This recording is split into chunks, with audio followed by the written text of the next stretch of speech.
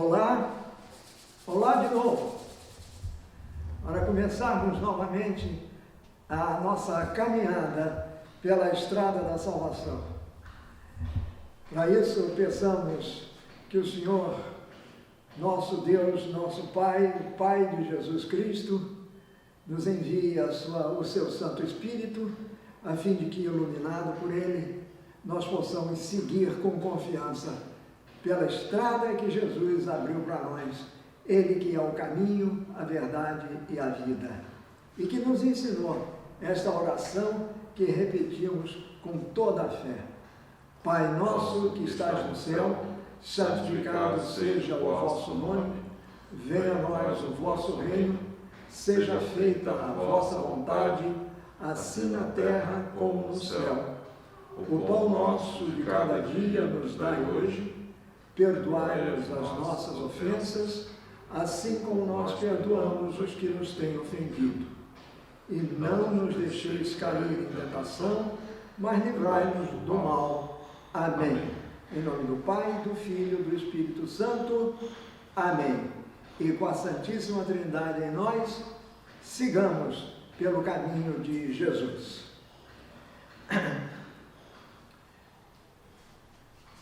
Estamos iniciando um novo mês e vamos concluir aquela série que começamos lá no início do mês de julho. Concluir, modo de dizer, porque ela não se conclui nunca. O Messias foi se revelando progressivamente.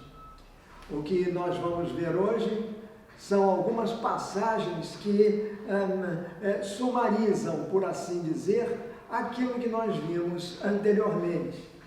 E nos dão bem mais uma ideia de quem era Jesus, de como ele se apresentou ao povo, de como ele foi se revelando como o Filho de Deus, como o Messias, e como o povo ia reagindo em relação a isso.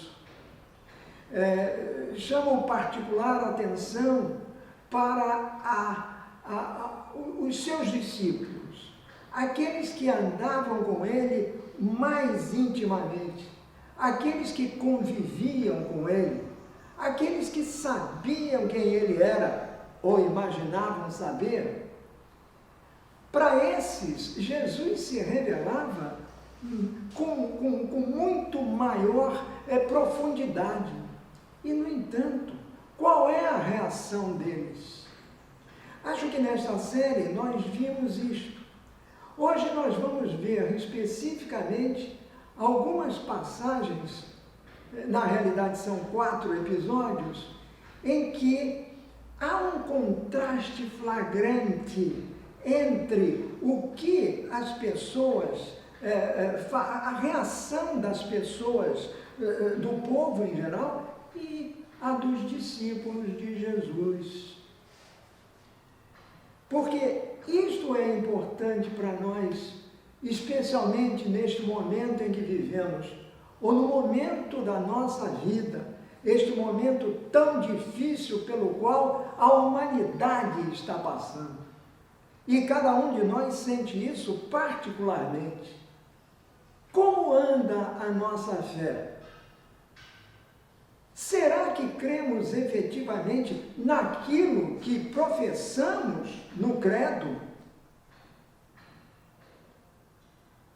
As pessoas se espantavam com Jesus pelo que ele fazia. Vimos que desde o início desta série, a pergunta que não quer calar no meio do povo é esta: quem é esse homem? Então, esta pergunta é o que vai nos direcionar nesta caminhada de hoje. E possivelmente nas outras também. Porque quem é este homem,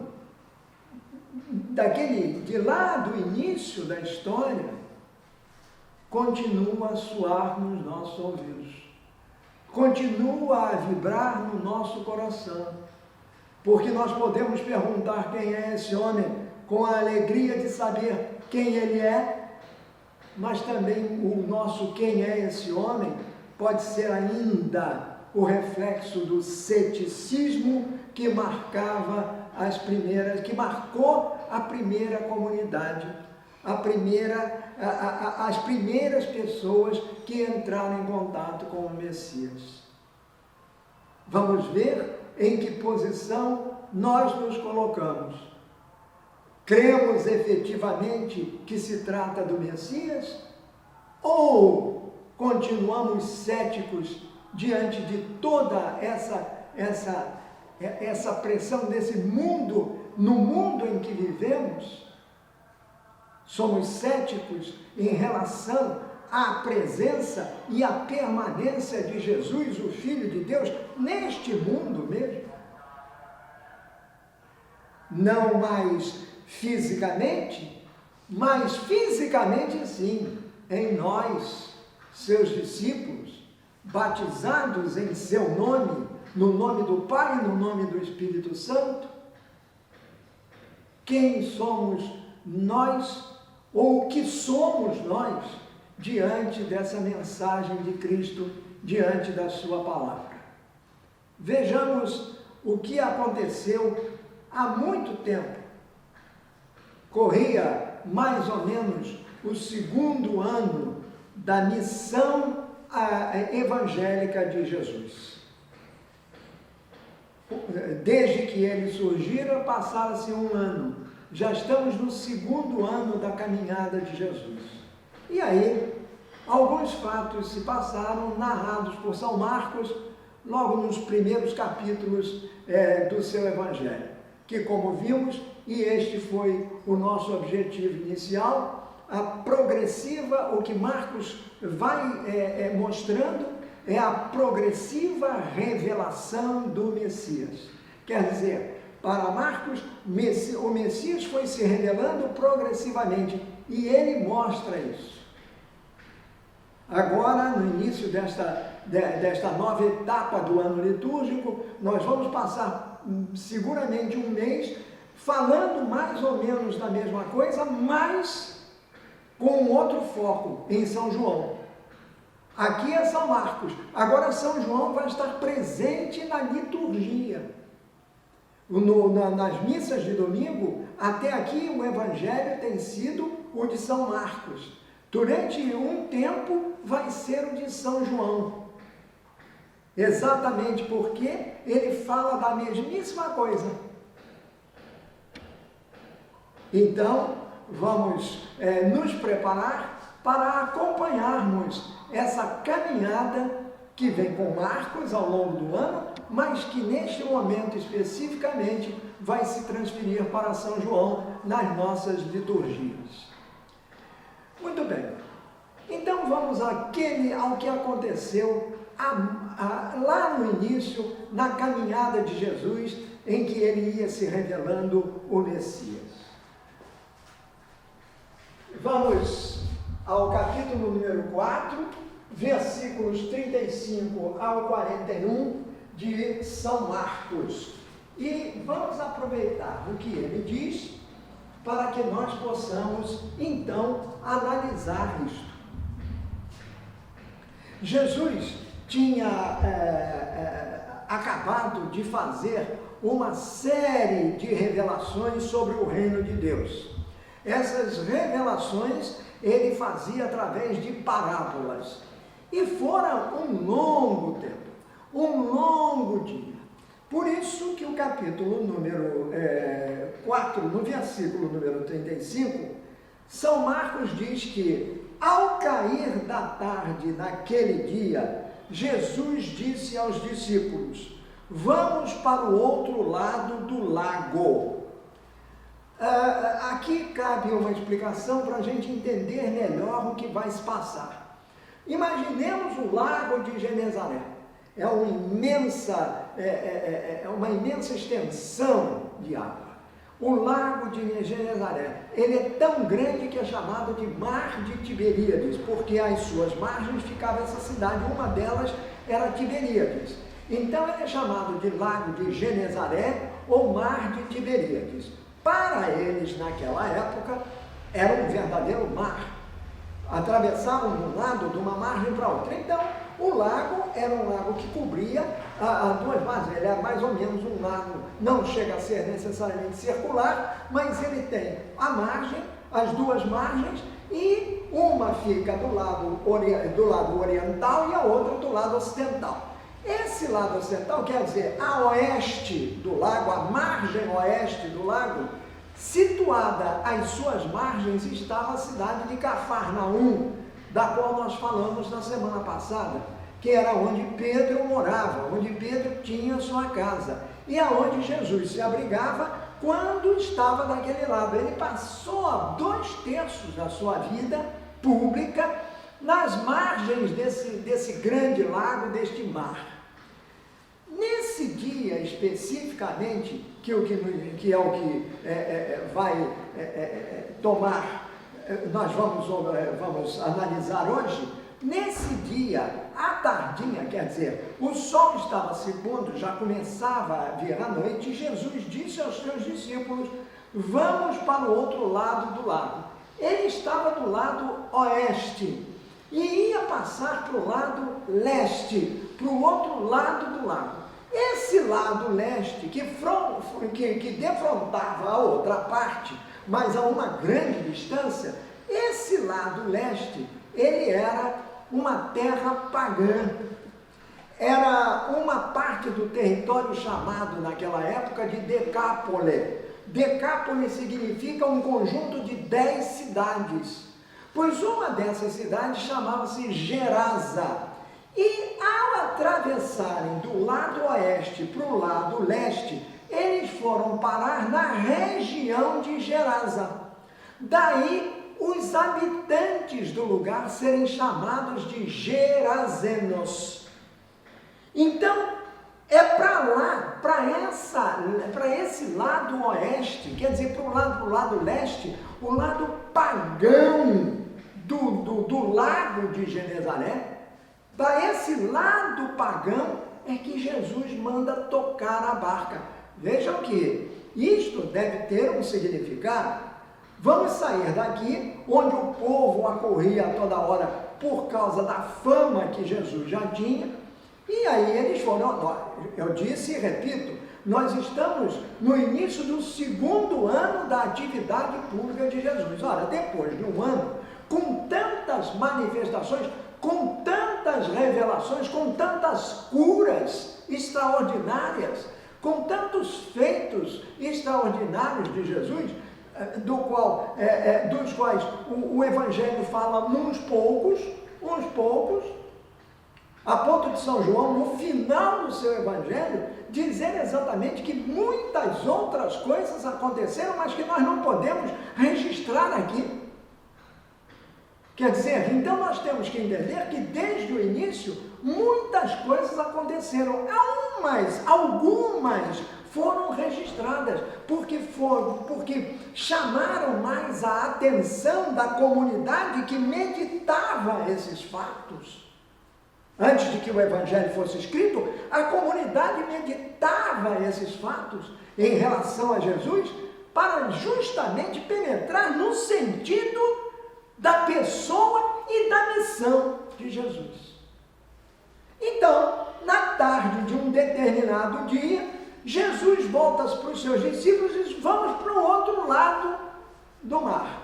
E aí, essa tradução aqui não é bem feita, porque eles deixaram o povo, isso sim, o povo ficou lá na margem do lado oeste, onde eles estavam, perto de Cafarnaum, e subiram ao barco. Diz esta tradução aqui, eu por isso chamo a atenção para ela, que o barco onde Jesus estava, não senhor, Jesus é que entrou num barco, os discípulos pegaram Jesus e o levaram para um barco, porque na versão original está escrito como Jesus se encontrava.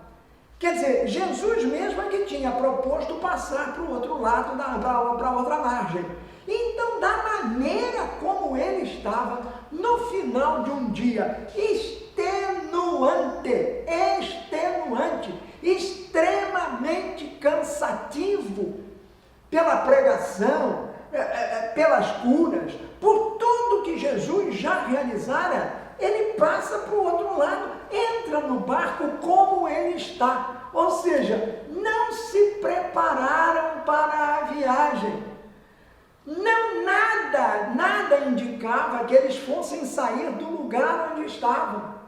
Mas Jesus então, extenuado, cansado, querendo descansar, porque não nos enganemos, Jesus é um homem igual a todos os homens, que depois de um dia de trabalho extenuante, sentem-se cansados. Esta é uma prova contundente da humanidade de Jesus. Ele não é diferente dos outros nisto. São Paulo insiste, ele é igual a todos, ele é reconhecido como homem.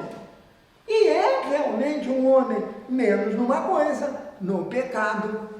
O resto, ele é igual, age como um homem, porque homem ele é. Então ele entra no barco com a roupa que estava, não vestiu uma outra roupa, e com os seus discípulos no barco, provavelmente o barco de Pedro, porque era nesse que ele geralmente subia para fazer as suas pregações à margem do lago. Então, provavelmente o barco de Pedro, eles vão com os discípulos, juntam-se outros barcos, estou aqui sintetizando a narrativa, juntam-se outros barcos e ele vai para o outro lado, para a outra margem. Não cabem todos no mesmo barco. Mas ali vão alguns, provavelmente os mais íntimos. Eu arriscaria dizer que estavam Pedro, André, Tiago, Filipe, João, estavam no mesmo barco.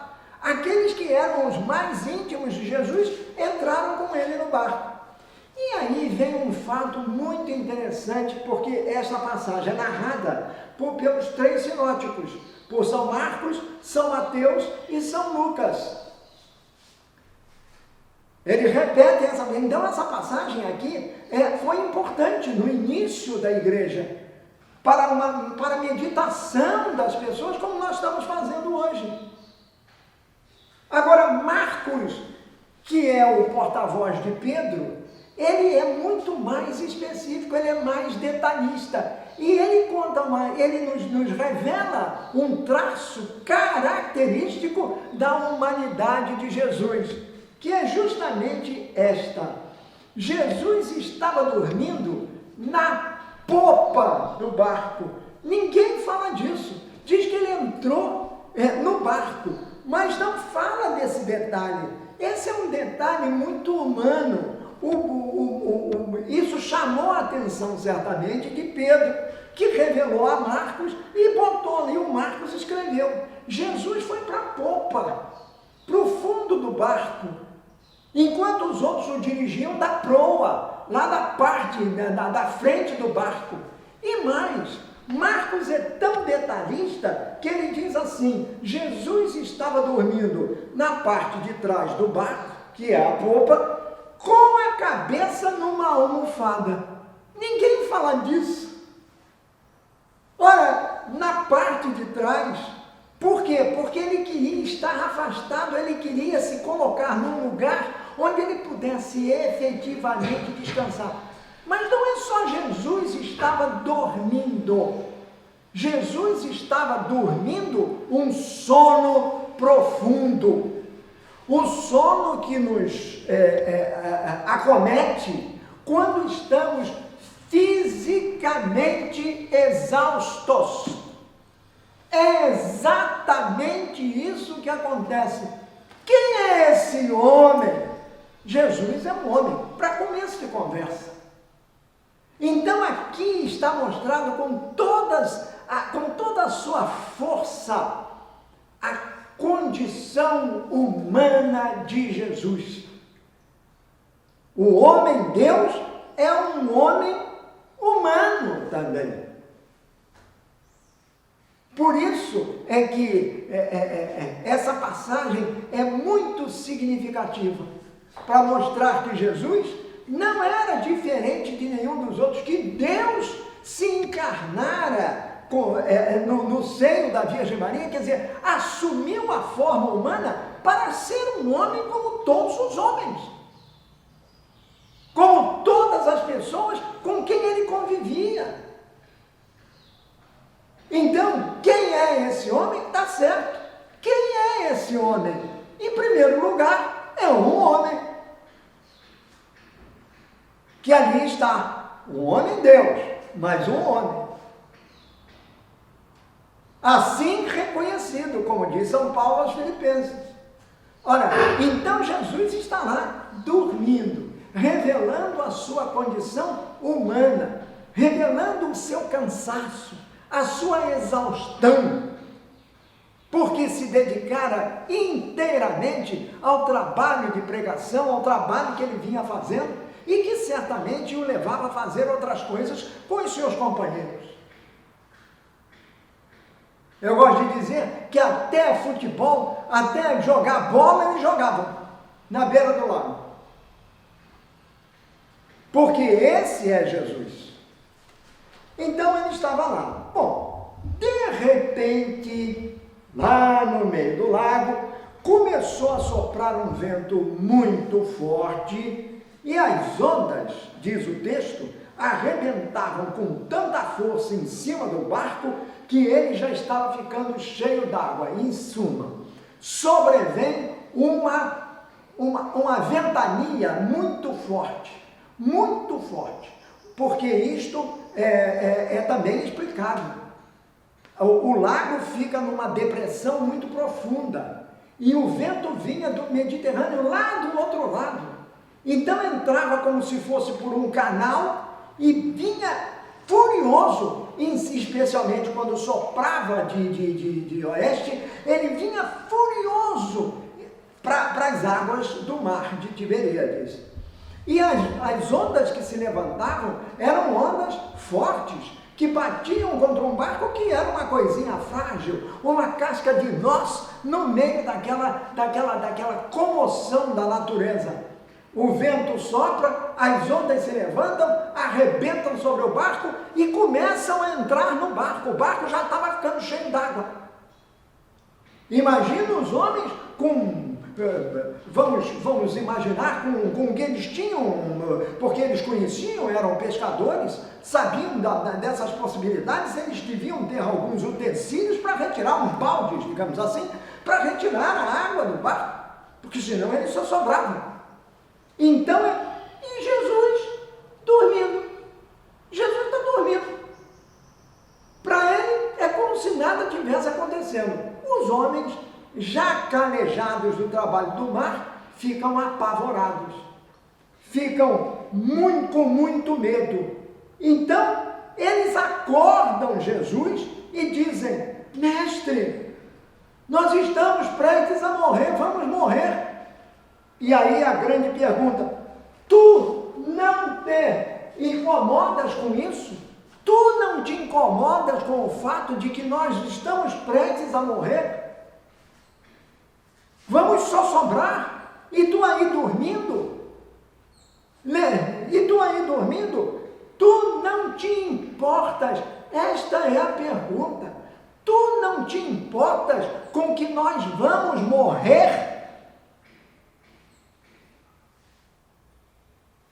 Jesus então se levantou, o texto é sóbrio. Jesus se levantou e interpelou o vento, virou-se para o vento e disse com toda a força para o vento e para o mar, para as ondas: silêncio, quietos, calem-se. Imediatamente o vento parou e tudo ficou calmo. O vento parou e tudo ficou calmo. Tudo poderia ter terminado aí, mas não termina não. os discípulos, cheios de medo, diziam uns aos outros, não falavam alto e bom som, não falavam para as ondas, não falavam para o mar. Eles diziam uns para os outros, que homem é este que manda até no vento e nas ondas? Até então, a manifestação de Jesus, a sua revelação como Messias, como o Filho de Deus, havia acontecido nas incontáveis curas que ele havia feito. Para eles, especificamente, uma muito íntima, muito chegada, especialmente a um deles, a sogra de Pedro. As incontáveis curas que Jesus tinha feito. Agora, o passo é maior, porque não é apenas a cura da pessoa, não é apenas libertá-lo do mal que o oprimia ou que a oprimia, não é apenas expulsar o espírito mal, quer dizer, o demônio, como eles imaginavam, não é isso apenas. Ele impreca o vento e as ondas, e o vento e as ondas calam-se, acalmam-se, tudo serena pela palavra desse homem. Quem é esse homem? Perguntam entre si os apavorados discípulos. Aqui, um passo à frente. Quem é esse homem a quem até as ondas, até o vento obedecem? Quem é esse homem que manda na natureza? Tem esse poder, tem essa autoridade. Lá atrás, na primeira manifestação de Jesus como o Messias, a reação foi essa: este não é um homem que fala como os outros, quer dizer, os outros eram os escribas, eram os doutores da lei.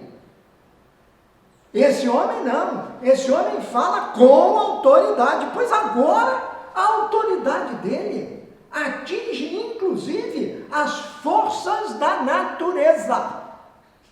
Ele é capaz de dominar a natureza com a sua palavra, com a sua fala, com o seu comando, com a sua ordem.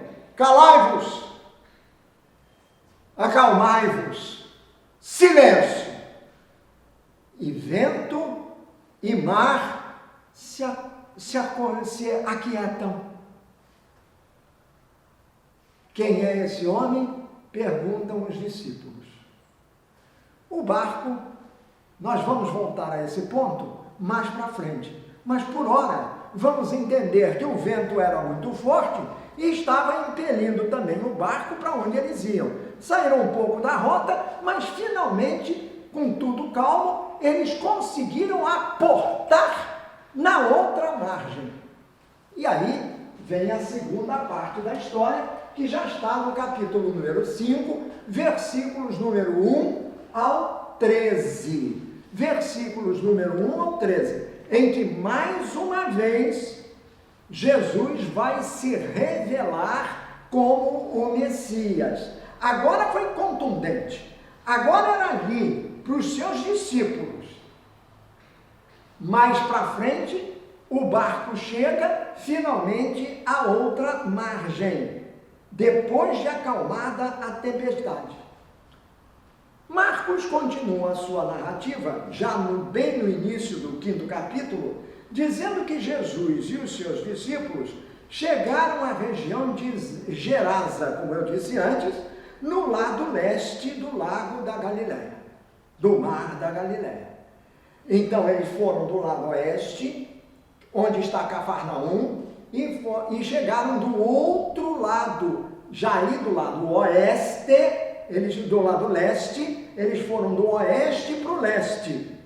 E lá, como eu disse, repito, era uma terra pagã. Era uma terra pagã.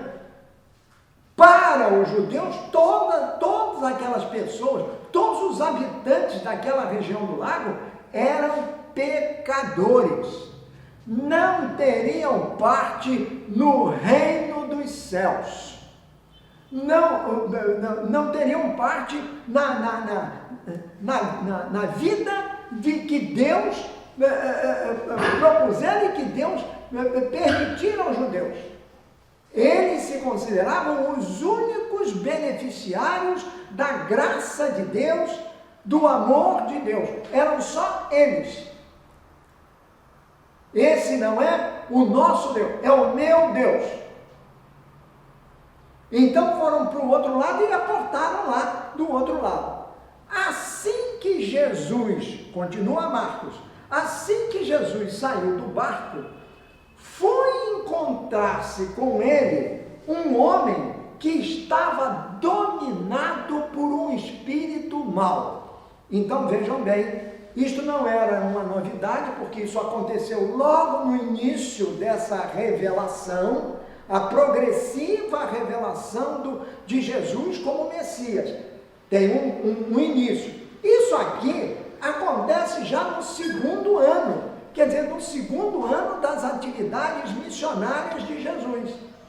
Foi só aí que ele foi parar numa terra pagã. Ele voltará à terra pagã, em Tiro, Sidônia, em outras ocasiões.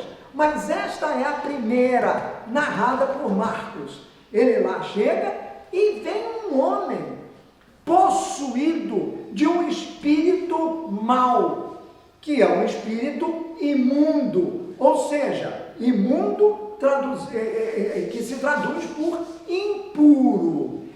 Bastava ele estar possuído, ele ser um possesso, portanto, era um homem realmente doente e devia sofrer das faculdades mentais, pelo que se revela nessa passagem, que faz uma descrição dele e das suas atividades. O homem vinha do cemitério onde estava morava no cemitério, portanto, ele morava na terra dos mortos. É como se ele fosse um morto-vivo, um zumbi. É isto que está sendo mostrado. Esse homem era diferente dos outros. Ele se afastava, ele não vivia no meio da comunidade, ele não vivia em sociedade. Ele morava afastado por quê? Porque a terra dele não era a dos vivos, era a terra dos mortos. Ninguém conseguia prendê-lo, nem mesmo usando correntes. Tentavam acorrentá-lo, mas não conseguiam prendê-lo. O homem era extremamente violento. Muitas vezes já tinham amarrado as suas mãos e os seus pés com correntes de ferro. Mas ele quebrava tudo e ninguém conseguia dominá-lo. Daí estar possuído. Na mentalidade daquela época, possuído pelo demônio. O diabo tomara conta daquele homem. Daí o nome espírito mau. Era possuído por um espírito mau.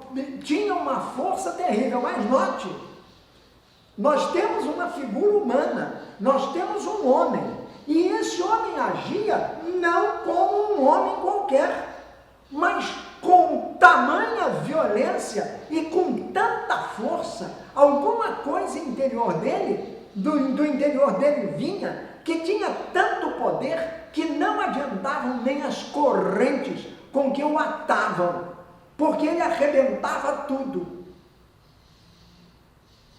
Então, havia uma força interior nesse homem que o dominava, que o oprimia, que o transformava numa pessoa, embora homem, uma pessoa diferente dos humanos em geral. Este homem estava dominado por um mal terrível. O mal se impunha a ele, se impunha a sua razão. O mal o dominava totalmente. Ele era um escravo do mal. O mal era o senhor dele. pois este homem passava os dias e as noites nos montes e novamente entre os túmulos. O mal conduz à morte. São Paulo vai dizer, numa passagem celebérrima, que o mal entrou no mundo com o pecado e o mal levou à morte. Então, gritando e se ferindo de propósito com pedras. O homem era um alucinado, era um homem fora das suas faculdades mentais, um homem que não conseguia agir como homem. Por quê? Porque uma força interior o impedia de ser homem. Uma força interior o impedia de ser um ser normal, um ser igual a todos os homens. Ele viu Jesus de longe, ele viu Jesus de longe, correu, caiu de joelhos diante de Jesus. Então vejamos agora qual foi a atitude desse indivíduo em relação a Jesus. Ao ver Jesus, ele saiu correndo e cai de joelhos. Nós vimos também um outro homem, o leproso, cair de joelhos diante de Jesus. O leproso era considerado um apartado, era discriminado pela sociedade da época, era inclusive penalizado legalmente, porque era leproso, porque era um doente, era considerado impuro. Esse também se joga de joelhos diante de Jesus. Ele fica ajoelhado diante de Jesus para pedir a Jesus a cura. Aqui nós temos um homem possuído de um espírito mau, diz o texto, que também se ajoelha diante de Jesus. Ajoelhar-se diante de Jesus, no caso do leproso, era reconhecer o seu poder, a sua autoridade, era indiretamente revelar que ele acreditava que Jesus fosse efetivamente o Messias, por isso foi pedir a cura a ele. Aqui, esse homem possuído de um espírito mau, o espírito mau é que domina aquela carne, domina aquela mente. O homem não era mais o homem, não era ele próprio. Ele era um indivíduo dominado por uma força superior a ele, humana, uma força muito superior a dele. Dominou a sua consciência. Ele passou a agir não como uma pessoa normal, mas totalmente guiado, totalmente dominado, totalmente escravizado por essa força maligna que existia dentro dele.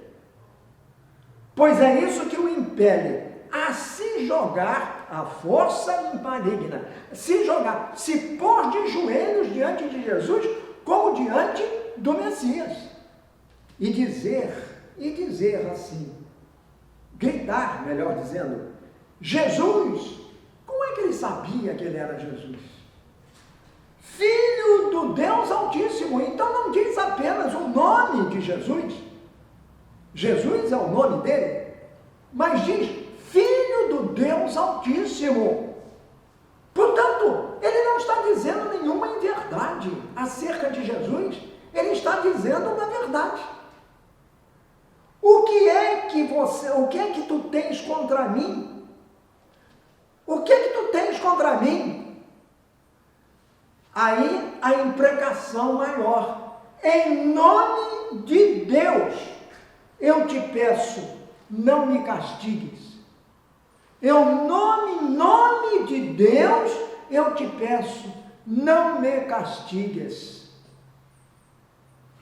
Jesus tinha dito exatamente isto. Espírito mau, espírito maligno, sai deste homem. Quer dizer, quando Jesus vê o homem jogar-se diante dele, aqui inverter a ordem, ao jogar-se diante dele, Jesus imediatamente percebe do que se trata e diz assim: espírito maligno, sai deste homem. Ele já tinha mandado parar o vento, silenciar o vento e o mar. Aqui ele novamente volta a dizer: sai deste homem. Aí o espírito falando, esse espírito maligno falando pela boca do homem, que ele que estava possuído por ele, falando pela boca do homem, muitas vezes isso acontece. Não vamos nos enganar. Falando pela boca desse homem, diz sim: Jesus, Filho de Deus Altíssimo, o que é que você tem contra mim? O demônio é que está falando. Em nome de Deus, eu te peço, não me castigue. Ele já sabe que ele vai ser castigado, mas não é naquele momento. O demônio sabia desde sempre que a luta seria do bem contra o mal. O bem é Jesus, o mal é o demônio, é a força do mal, é o diabo. O diabo sabe que ele vai ser derrotado, sim, mas não naquele momento. Ele vai ser derrotado na cruz. E para a cruz ainda faltava um tempo. Para a cruz faltava um tempo. Ele vai ser derrotado. Então, mas ele não queria ser atingido naquele momento. Então ele pede ao Filho de Deus Altíssimo. Ora, nós vimos ao longo da série que de Deus só pode falar quem é de Deus. Aquele que ouve a palavra de Deus e que a põe em prática. O diabo é exatamente o oposto. Ele não quer saber de Deus. Ou melhor, ele quer ser sempre contra Deus. Então quem é de Deus pode falar de Deus. Mas quem é contra Deus não pode invocar Deus para falar, para obter o que ele quer. Por isso é que Jesus disse para ele assim: cala-te. Ele tinha mandado o espírito sair do homem e depois disse: cala-te. Ele não pode, quem não é de Deus não pode falar de Deus. Embora ele tivesse falado as coisas verdadeiras em relação a Jesus. Aí Jesus tem uma reação, no mínimo, curiosa, espantosa. Ele diz, ao invés de ele mandar o espírito sair, já tinha saído, ele diz assim: como é que você se chama? Quer dizer, o espírito mau, até o espírito mau, até um demônio tinha pedido a Jesus que o poupasse, que não o castigasse. Aí Jesus diz para ele assim: como é que você se chama? Ele responde: o meu nome é Legião. Legião nos remete aos legionários do exército romano. Aquela quantidade grande que compunha cada uma das tropas do exército romano. Eram chamados legionários. Legião era uma parte, não é, da força armada, composta, era um exército. Uma tropa desse exército é uma legião, ou seja, muita gente. Ele disse legião, querendo indicar com isso que ele não era um só. O homem, na realidade, tinha sido dominado por uma quantidade enorme de demônios. Cada um deles provocava uma reação diferente naquele homem, naquele pobre coitado. Então Jesus pergunta a ele: qual é o teu nome? Ele responde: Legião. Indica que eles são muitos. Eles são muitos e não querem ser castigados.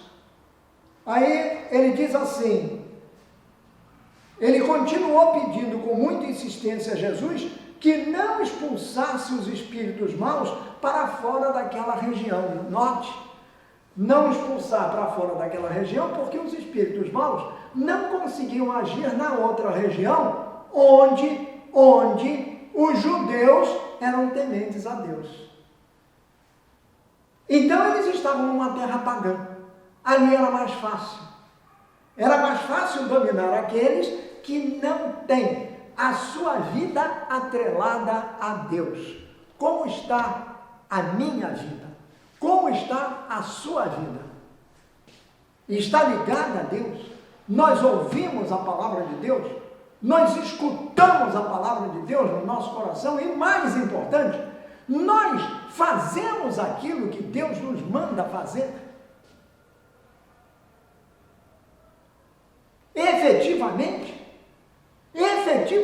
estamos unidos a Deus, estamos sim pelo batismo. Mas como anda a nossa vida? Nós temos a liberdade de seguir o caminho que queremos. Que caminho seguimos?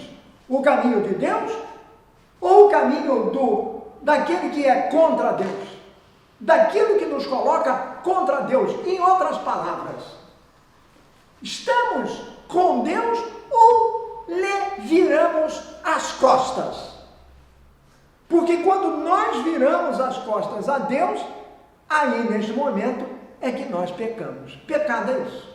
Pecado é isso. Pecado é virar as costas a Deus. Como é o teu nome? Legião. Somos muitos. E ele insistia para que não saísse daquela região onde eles podiam dominar. Porque as pessoas daquela região não tinham um Deus. Não se voltavam para Deus. Não se voltavam para o Pai todo amoroso, para o Pai Criador. Quantas legiões há hoje? Nestes momentos muito difíceis que a humanidade atravessa, há mais de um ano, com milhões de mortos já pelo mundo inteiro, como é que nós estamos? O que a humanidade tem feito? Olha, tem feito muita coisa esplêndida, maravilhosa, não quer se afastar de Deus. Graças a Deus, a maioria quer ficar com Deus. Mas ainda existe uma minoria que funciona como esta legião. Por exemplo, aqueles que insistentemente se recusam a tomar uma vacina. Não importa qual seja, é importante a vacina, não só para mim, mas para os outros. A pandemia nos está revelando isso. A pandemia, digamos, é a legião. Invisível, toma conta de tudo, de nós. Como estamos agindo? Será que cumprimos aqueles protocolos sanitários que são absolutamente impositivos? Não apenas para nós, mas especialmente em relação ao nosso próximo, ao nosso irmão. Não será isto também um momento igual a este aqui? Que uma imensa parte da população continua tomada pela legião? Porque simplesmente se recusa a olhar para o irmão, que é onde nós vemos o Cristo Jesus? É aquele em que Deus se espelha? Nós viramos as costas para esses irmãos e viramos as costas para Deus, se não seguimos essas leis comezinhas de proteção do próximo.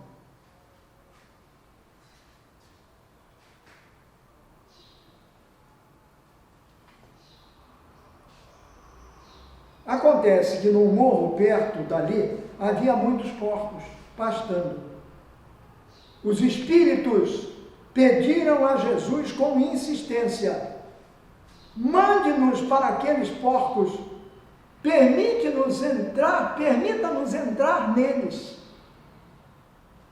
O porco era considerado pelos judeus um animal impuro. Note bem, na parte oeste do lago não existe um porco, porque os judeus consideravam o porco impuro, não comiam o porco não servia de alimentação porque era impuro.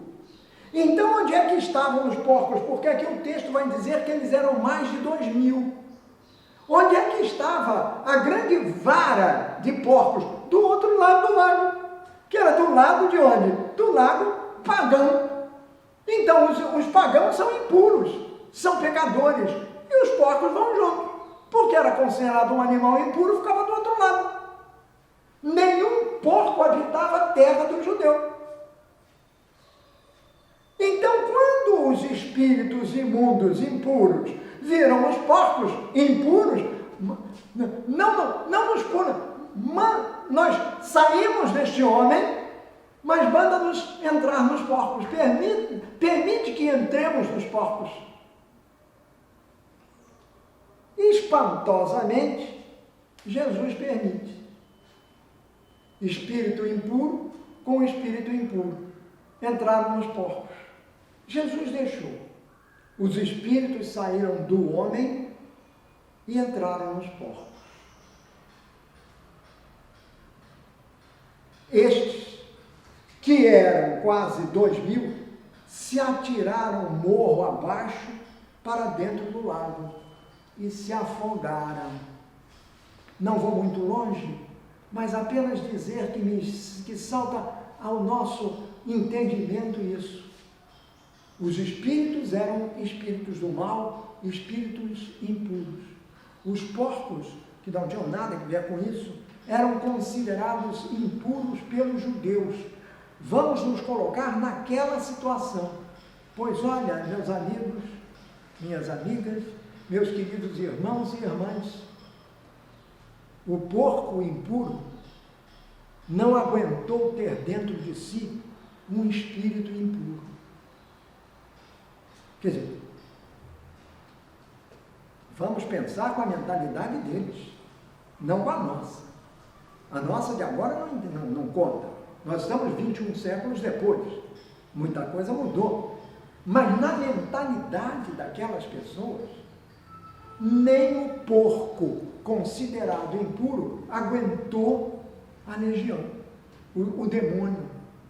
O demônio não serve nem para o porco, que era considerado impuro.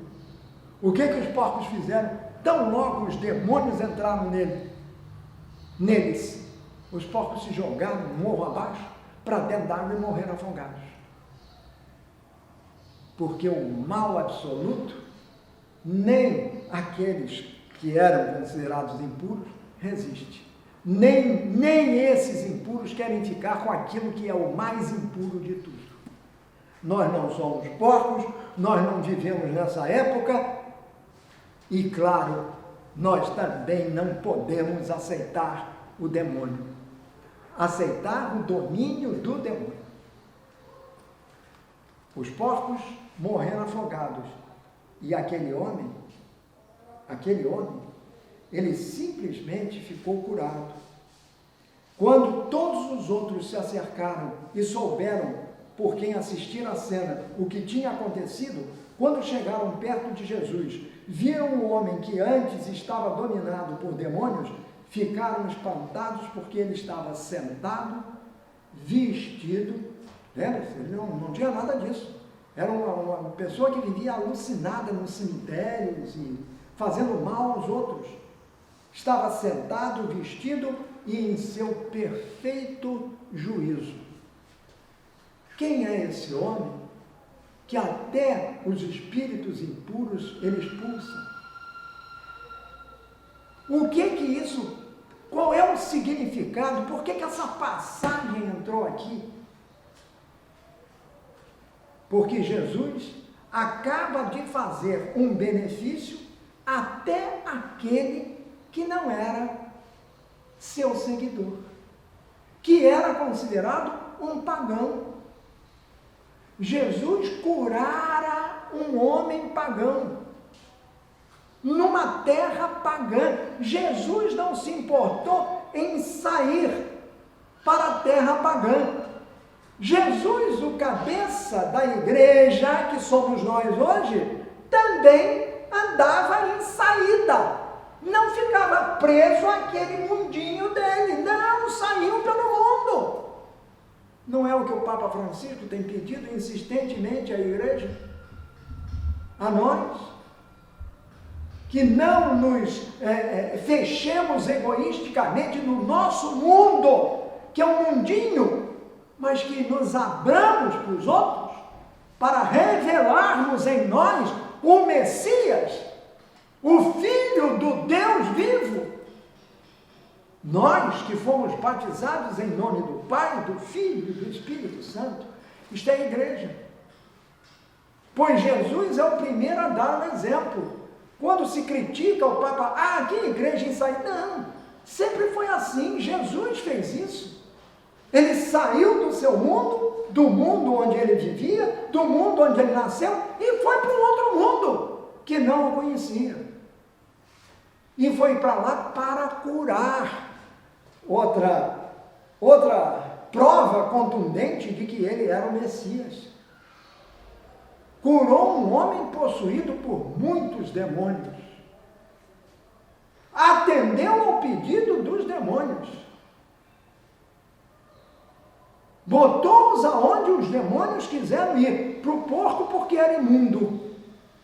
Pois nem os porcos aguentaram os espíritos imundos. Os espíritos maus. O homem ficou curado e quis seguir Jesus, mas Jesus não permitiu. Parece que ele é muito duro quando ele diz assim: não, você não irá conosco. Volte para casa e conte aos seus parentes o que o Senhor me fez e como ele foi bom para você. Aí está Jesus.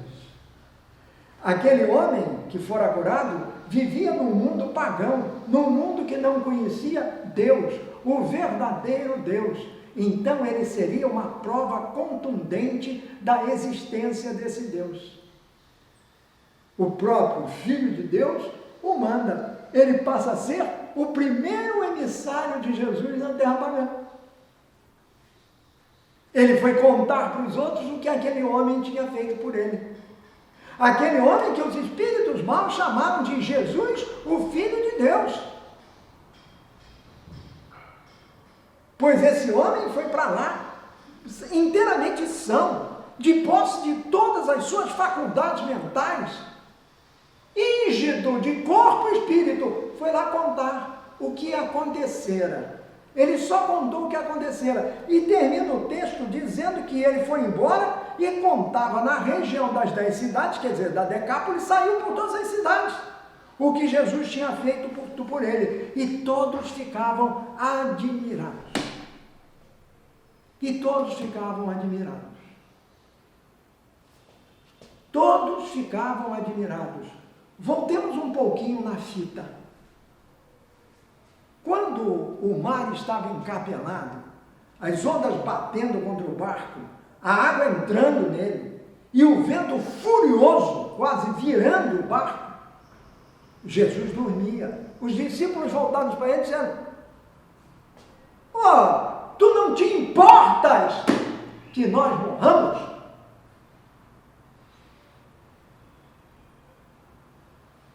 Olha a reação.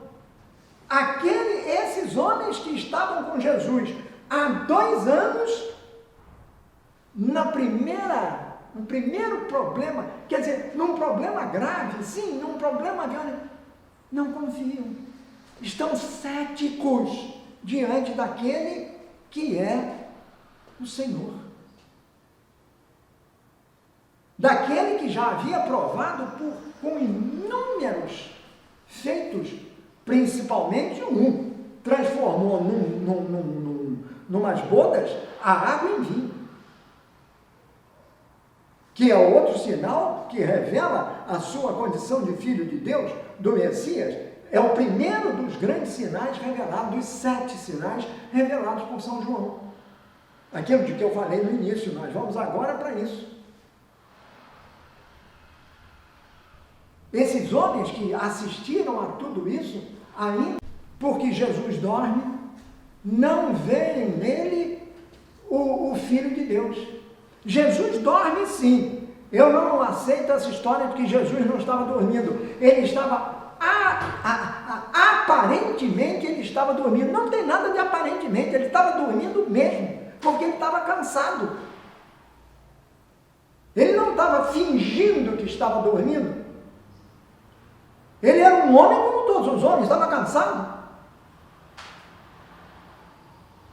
No outro dia eu ouvi até um sacerdote dizer que Jesus aparentava estar dormindo. Não, discordo. Data dele, discordo. Jesus dormia, sim senhor. E ao ser acordado pelos seus discípulos, vai acontecer uma coisa. Quer dizer, ele dormia, mas ele estava ali. Mesmo quando parece que Deus está dormindo, como agora, na pandemia, ou quando sobrevém alguma dessas catástrofes naturais, etc., parece que Deus está dormindo. Mas Deus não dorme. O Deus homem dorme, mas o homem Deus está ali dormindo, mas o Deus homem, ele faz aquilo que tem que ser feito na hora que convém, na hora que precisa ser feito. Por que essa interpelação? Tu não te preocupas conosco? Nós estamos morrendo e tu não te preocupas com isso?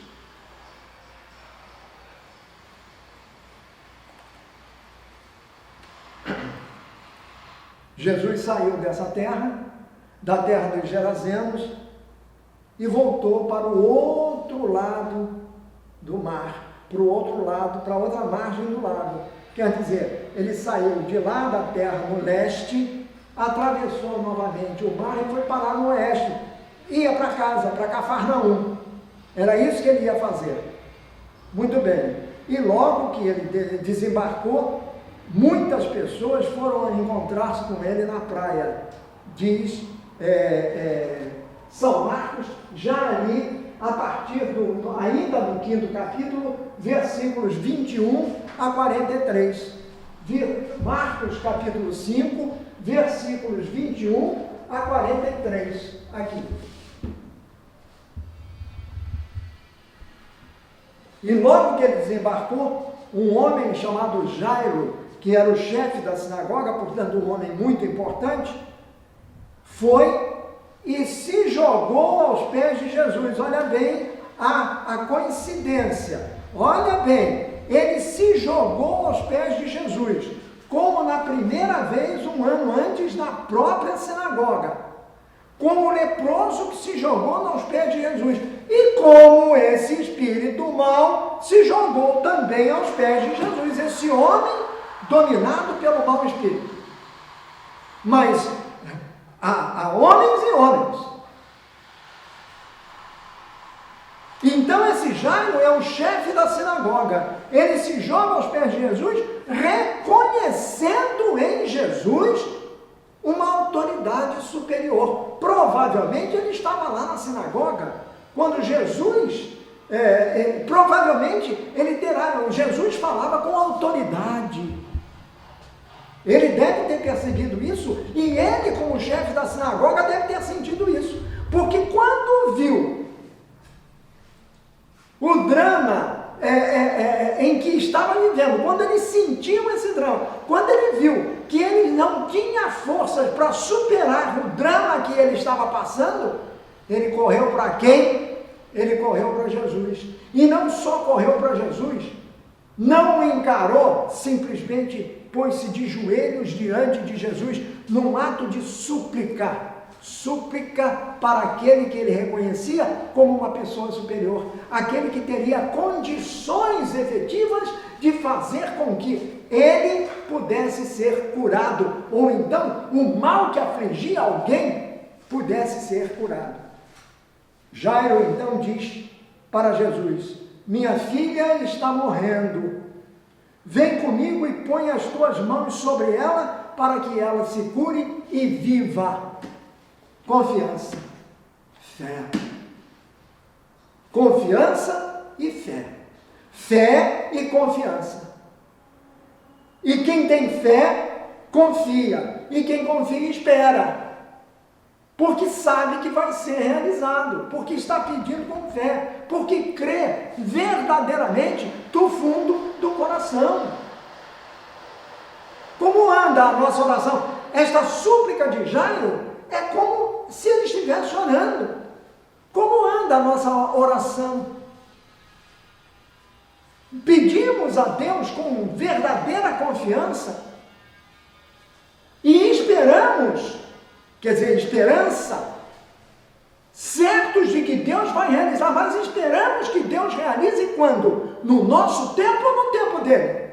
De acordo com as nossas conveniências ou de acordo com a vontade dele?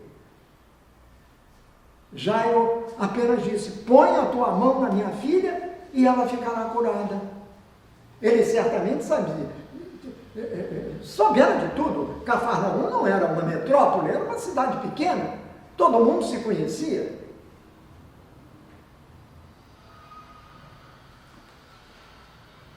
Jesus foi com ele. Marcos é notável, Jesus foi com ele, não disse nada. Jesus ouviu, com certeza o homem se levantou e ele foi com ele, foi com o homem. E uma grande multidão, nessa hora vai acontecer um milagre. Uma grande multidão se acercou e cercou Jesus.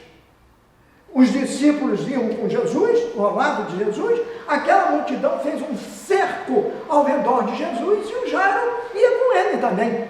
E eles foram caminhando para a casa do Jairo, onde uma menina, a filha dele, estava à morte. Ele não pede que a ressuscite, pede apenas que toque nela para que ela fique curada e não morra. É o pai que pede, que implora pela saúde da filha, pela qual ele daria a sua própria, se preciso fosse. Essa é a fé de Jairo. Jesus foi caminhando, pois aí vem uma coisa. Esta passagem também é relatada pelos outros dois, Mateus e Lucas, mas não desta maneira. Marcos é muito mais objetivo. Ele insere nesta passagem, como uma cunha, entre a conclusão desse pedido, ele insere um outro. Como ele é muito objetivo, ele insere porque uma coisa tem a ver com a outra. Nisso, vou sintetizar, em que Jesus está caminhando com aquela multidão, ele está perdido, ele está cercado pela multidão, ele vai caminhando e ele cercado pela multidão, quase que não consegue ser visto por ninguém, ele vai ali no meio da multidão, mas a caminho da casa de Jairo. Aí o que acontece? Uma mulher surge. Uma mulher que era muito doente, ela sofria de um mal incurável, quer dizer, uma hemorragia, ela tinha hemorragias permanentes. E já fazia 12 anos, diz o evangelista, que ela sofria disto. E há 12 anos ela procurava os melhores médicos da região, fizeram um monte de tratamentos e nada dera certo. Ela continuava tão doente quanto no início. E aquilo era um desespero para ela, não parava de sangrar. Sofria de hemorragias permanentes, não aguentava mais. Aí ela sabe que Jesus está indo, está no meio daquela gente toda. O que ela faz? Ela consegue se esgueirar pelo meio daquele povo todo que nem presta atenção nela. É uma mulher naquela, e uma mulher doente, portanto era impura também. É uma mulher que, ao contrário dos outros, ao contrário de Jairo, que ficou frente a frente com Jesus, de joelhos, claro, mas frente a frente com Jesus, ela não. Ela, primeiro, é uma mulher, em segundo lugar, não podia, era proibida se acercar de um rabone, de um mestre. Então ela vai por trás, ela consegue chegar por trás de Jesus. E ela diz assim, ela pensa, se eu conseguir tocar na fralda da túnica dele, é o que me basta para ficar curada. Vocês já imaginaram o tamanho da fé desta mulher? Ela não precisava falar com Jesus para ela. Ela não precisava tocar em Jesus, na pessoa de Jesus, no corpo de Jesus. Bastava que ela de longe conseguisse segurar a ponta da túnica de Jesus. A ponta, a fralda da túnica de Jesus, bastava isso para ela saber que ficaria curada. Não preciso ir a ele, não preciso ir a ele frente a frente, até porque era uma mulher, podia até ser expulsa, destratada. Não, vou por trás mesmo, basta tocar nele. Quem é esse homem em quem basta um toque na fralda da sua túnica para que a pessoa fique curada? Quem é esse homem? A mulher sabia. E você? E eu? Principalmente eu, ou mais eu do que vocês. Quem é esse homem? Tenho essa fé? Ou me desespero por qualquer coisa? A fé de Jairo, o pai da menina, é concreta, mas a fé desta mulher é maior, muito maior, porque ela não precisa disso, basta um simples toque em Jesus. E nós que o recebemos na Sagrada Eucaristia, toda vez que comungamos na missa, Ele está em nós, Ele está nos tocando. Nós pensamos como essa mulher, e ela tocou, ela conseguiu tocar. E no mesmo instante, Jesus sentiu uma tremenda energia sair dele. Ele não sabia o que era.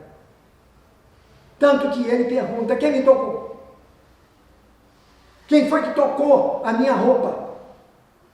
Aí, ao fazer esta pergunta, os discípulos responderam, novamente, vamos lá, tu não te importas que morramos?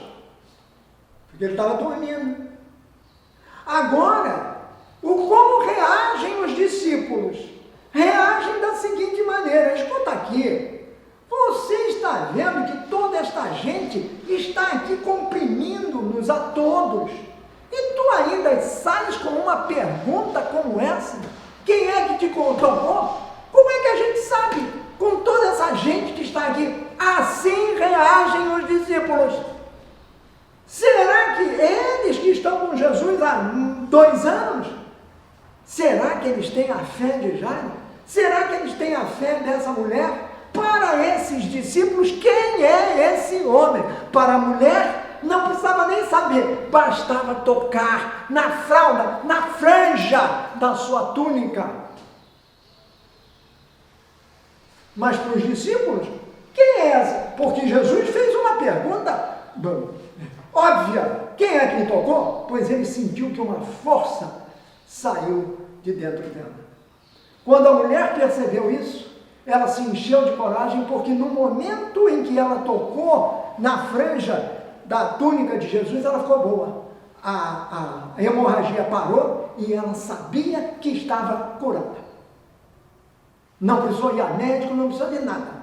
Os médicos, durante 12 anos, não tinham feito coisa alguma. Não conseguiram fazer. Não conseguiram debelar o problema. Resolveram. Pois foi um toque na roupa de Jesus para o problema ficar resolvido. Aí ela se encheu de coragem. Não importa. Este homem me salvou. Deu a volta, conseguiu sair, se pôs na frente de Jesus, Jesus jogando-se também de volta. Então a mulher, sabendo o que lhe havia acontecido, atirou-se aos pés de Jesus tremendo de medo, porque era mulher, porque era considerada impura, e contou tudo o que ela havia feito e o que lhe aconteceu.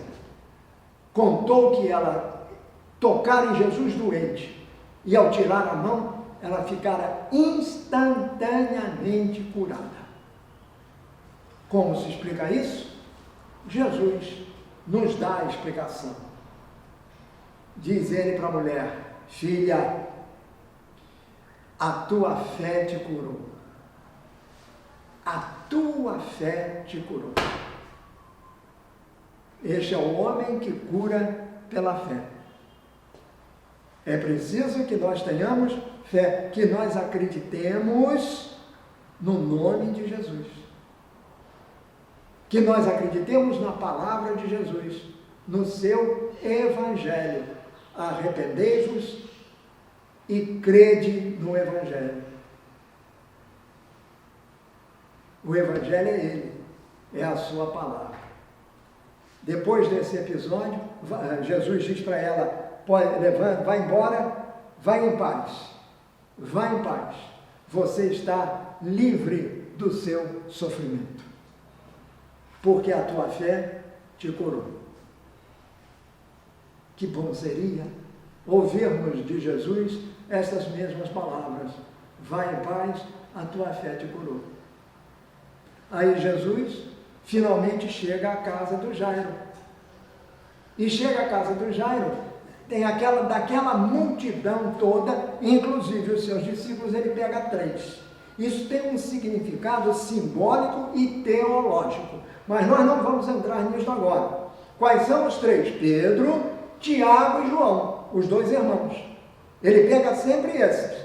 Esses são os que vão acompanhar Jesus ao Monte das Oliveiras, ao horto, durante o sofrimento que precede a sua paixão. São os 3 que Jesus carrega para o alto, tinha carregado antes para o alto do Monte da Transfiguração. Então são as 3 testemunhas oculares e auditivas dos grandes feitos, dos maiores feitos de Jesus, que começa aqui em Marcos, com a ida à casa do Jairo. Aí, quando ele entra em casa, acompanhado desses 3 discípulos, Pedro, Tiago e João, ele entra em casa. Antes disso, os empregados do Jairo já tinham ido para ele dizendo assim, ainda, bem antes de chegar a casa, já tinham dito para ele: olha, a menina morreu, não incomoda mais o mestre. Não incomode o mestre, eles sabiam que eles chamavam de mestre, Rabuni, ou Rabuni. Pois bem, ele era o mestre, eles sabiam disso. Então tinham que confiar mais. Mas não se incomode mais, não se perturbe mais, a menina já morreu, acabou. Para que vai ficar enchendo a paciência? Jesus não deu ouvidos, continuou andando, entrou em casa, aí tinha um monte de gente, puxou. E quando entrou em casa, uma outra coisa. Diz o texto claramente que tinha muita gente lá. Chegaram a casa e tinha muita gente, olha aqui. A confusão era geral, com todos chorando e gritando. A histeria era completa, como é muito próprio dos povos daquela região, até hoje. A histeria era completa. Então, Jesus simplesmente mandou que todo mundo saísse e disse para o Jairo: não tenha medo, mas tenha fé. Ele tinha visto a mulher, hein? A mulher, Jesus tinha falado dela: a tua fé te salvou. Ele dá esse recadinho para o Jairo, um conselho: não tenha medo, tenha fé. Tenha fé, acredite. Aí, ele não quer ninguém. Por que vocês estão chorando? Por que tanta choro, tanta confusão? Diz Jesus: a menina não morreu, ela está dormindo. Aí começaram a debochar dele, a rir-se dele. Rir-se dele significa, ironicamente, debochando. Estavam debochando de Jesus. Que é isso? Nós já constatamos a morte dela. Os circunstantes estão assim. Ele, como não queria dar um show, não queria se passar por um mágico, etc., mandou que todo mundo saísse. E só admitiu no quarto da menina os pais da menina, o Jairo e a mulher dele, e mais Pedro, Tiago e João, como testemunhas. Que isso será fundamental para a história futura. Os 3 discípulos mais íntimos de Jesus, os 3 primeiros, Pedro, Tiago e João. Pois bem, à vista dessas pessoas, os 3 mais os 2, os pais, 5 pessoas e Jesus se aproxima da menina, na cama, bota a mão nela e diz assim: Talita, cumi. Menina, levanta-te. Ele disse que ela estava dormindo, não disse? Agora ele chega para ela e bota a mão, diz para ela assim, primeiro diz, menina, levanta-te. Na língua de Jesus, Talita, cumi. Eu tenho um querido amigo, que é como se fosse um irmão, meu amigo de infância, o Otton, que mora lá em Belo Horizonte, e tem uma filha. Ele chamou a filha de Talita.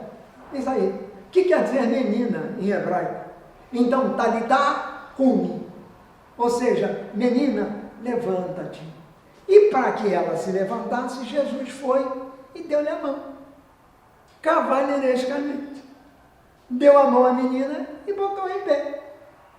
Botou em pé, ela saiu saltitante, como se nada tivesse acontecido. E Jesus então disse para os pais e para os discípulos: não conte nada a ninguém. Aquele segredo messiânico de que eu falei antes. Não conte nada para ninguém. Não é a hora ainda. Isso não se revela pela boca, se revela no coração. Não conte nada para ninguém. E mandou dar de comer a menina. Mais uma vez, o Messias se revelara. A progressiva revelação do Messias em Marcos, nessa nossa série, eu quis chegar até este ponto. E ao chegarmos a este ponto, eu volto à pergunta inicial. A primeira etapa de todas. Quando os discípulos céticos, porque estavam em meio a uma tormenta, a uma tempestade, com medo, apavorados, não lhes tiro nenhuma razão para isso não, e não estou criticando ninguém, estou apenas considerando o fato. Eles sabem quem é Jesus, eles viram Jesus operar maravilhas, mas quando sentiram na pele a força do mal, a força negativa de uma ação contrária a eles, se desesperaram. E voltando-se para Jesus, dizem de uma maneira até agressiva: escuta, acordaram, Jesus, nós estamos morrendo, tu não te importas? E Jesus então, com muita calma, se levantou e acalmou a tempestade, mandou o vento e o mar ficarem em silêncio e tudo voltou ao normal. Mas não foi só isso não. Jesus, que é o mestre, aproveitou para dar uma lição de mestre. Vocês ainda não têm fé? Aqui é a grande pergunta. Vocês ainda não têm fé? Logo depois, aconteceram os fatos da outra margem, em que ele salva, ele cura um pagão, que era possuído de muitos demônios. Voltando para casa, ele vai curar a filha do Jairo. Curar não, vai praticamente ressuscitá-la, porque ela estava realmente morta, mas para ele não, ele quer a vida. Quem crer em mim, ainda que tenha morrido, não morrerá. Foi o evangelho de ontem. quem crer em mim, ainda que tenha morrido, não morrerá. Porque Deus é o mesmo, São João que nos conta na sua carta, é amor. Não morrerá, porque eu amo vocês. E para que vocês não morram, eu darei a minha vida por vocês. Mas para isso, é preciso que você tenha fé. Vocês aqui ainda não têm fé. Eu não estava aqui junto com vocês. Eu estou aqui dormindo porque eu estou cansado, com a cabecinha na almofada, aqui na polpa do barco. Mas vocês estão apavorados. Muito bem, serei nisso tudo. Mas eu quero saber, vocês ainda não têm fé?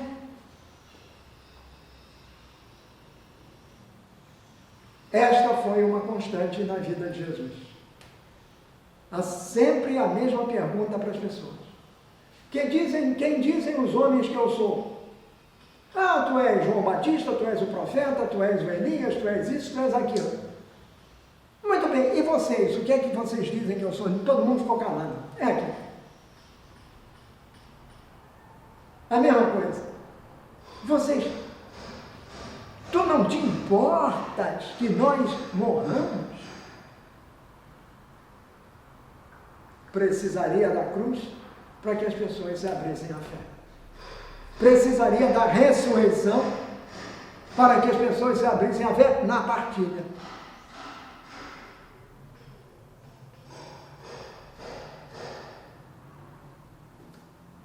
Marcos nos foi revelando o Messias para a paz. Ele vai terminar lá no capítulo 15, no versículo 16, ele vai terminar esta revelação, mas nós não vamos falar disso agora não. Vamos passar para outras coisinhas, mas sempre nessa contínua revelação do Messias. É claro que ele já se revelou, nós já sabemos quem é Jesus. Resta saber se nós o conhecemos verdadeiramente, se nós o levamos no coração, na mente, nas nossas ações. Resta saber como nós nos voltamos para a sua palavra. Resta saber se nos deixamos revestir dela. Resta saber se fazemos tudo o que ele nos diz para fazer, como Nossa Senhora nos ensinou. E por falar na nossa mãe, peçamos a ela suas graças, suas bênçãos, a sua oração, o seu permanente cuidado conosco, para que nós não tenhamos que acordar Jesus a toda hora, pedindo para Ele serenar as tempestades da nossa vida. A tempestade existia lá no mar, as coisas andavam mal daquele jeito todo, não importa.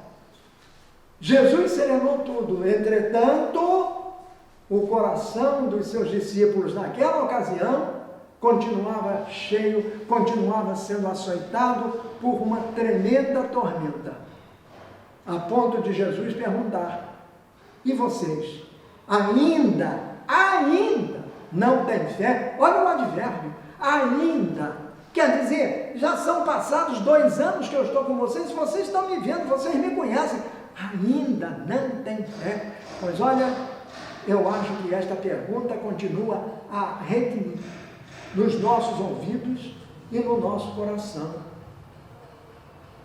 É Jesus perguntando, quando nós enfrentamos uma dificuldade e não sabemos como enfrentar, nos desesperamos, como agora, em meio a essa pandemia, é uma maneira, muita pessoa desesperada que não faz aquilo que precisa ser feito, mas muitas outras já fizeram, graças a Deus.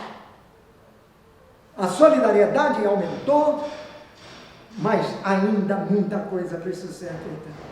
É Jesus nos perguntando, nos questionando: vocês ainda não têm fé? Pois que eu me questione, como anda a minha fé? Será que eu creio verdadeiramente que Jesus é o Filho de Deus? Será que eu creio na sua palavra? Será que ouvindo-a, eu a escute no coração e medite sobre ela, como nós vimos fazendo, com a graça de Deus novamente, nesses nossos 27 anos? juntos, crescendo no conhecimento da palavra, abrigando Jesus no coração e agindo como Jesus na nossa vida pessoal, na nossa vida eclesial, na nossa vida profissional, na nossa vida familiar, agindo como Jesus, para que as pessoas, vendo a nossa ação, creiam também que Jesus é o Filho de Deus, o Messias, aquele que se entregou na cruz porque nos amou até o fim. Digamos, pois, a Nossa Senhora agradecidos e pedindo a ela esta graça de amar Jesus também, sempre. Ave Maria, cheia de graça, o Senhor é convosco, bendita sois vós entre as mulheres, e bendito é o fruto do vosso ventre, Jesus. Santa Maria, Mãe de Deus, rogai por nós, os pecadores, agora e na hora de nossa morte. Amém. Em nome do Pai, do Filho e do Espírito Santo. Amém. Até o nosso próximo encontro. Tchau.